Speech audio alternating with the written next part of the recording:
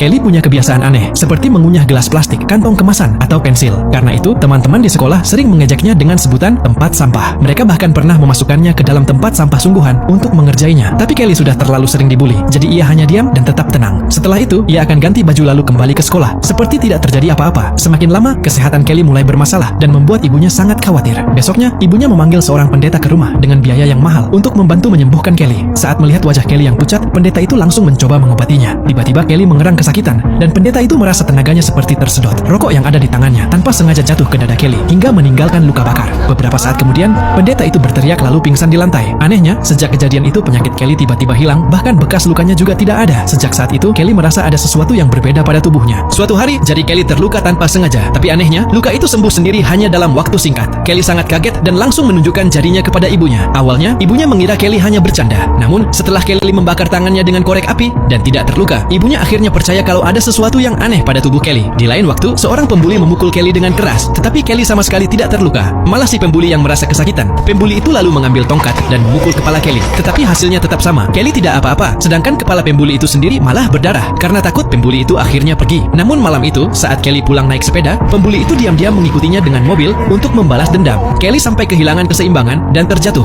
Pembuli itu lalu menekan pedal gas untuk menabraknya. Tetapi anehnya, justru pengemudi mobil itu yang terluka parah dan berlumuran darah, sementara Kelly tetap selamat. Luka-luka Kelly bahkan langsung sembuh sendiri dalam waktu singkat. Karena tidak bisa menyakiti Kelly, para pembuli itu akhirnya menargetkan keluarganya.